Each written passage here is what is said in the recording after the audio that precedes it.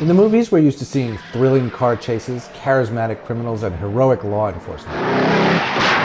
Now, I'm just a movie critic, but I suspect that in reality, things are a little bit sadder and clumsier.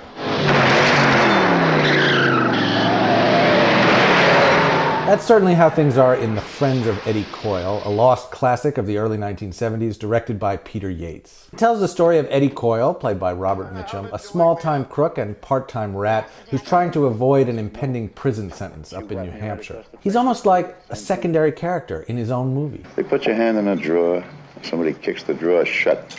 Ever hear bones breaking? Just like a man snapping a shingle. Hurts like a bastard. He deals in illegal guns, and increasingly as the movie goes on, in information he passes along about his so-called friends to the feds. Well, suppose someone should put you on to somebody who was selling machine guns. You wouldn't want him to go to jail, would you? Who are these friends exactly?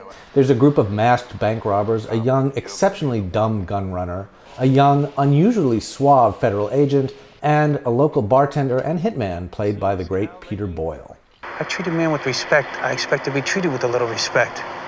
The man knows how I work, what I do, that's why he wants me. The movie, based on a novel by George V. Higgins, is unusually thoughtful, you might even say philosophical, for an urban crime drama.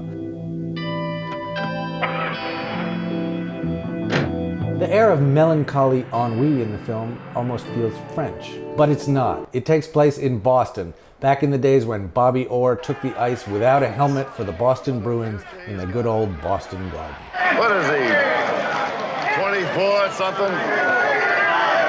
Greatest hockey player in the world. The local atmosphere is one of the great things about this movie. Boston seems like a city that's run out of gas, and the air of weary defeatedness hangs most heavily around Eddie Coyle himself. It even seems to be etched into the lines in Robert Mitchum's face. Eddie believes that with his years of experience, he's mastered the game, and for a while, we believe that about him as well. But the truth is, he's just treading water, and as the movie goes on, it becomes more and more clear that he's in over his head. Suppose I was to give you those guys for knocking off the banks. How far would you go for that? Last night I would have gone the distance, Eddie, but that was last night. I guess you haven't seen the paper.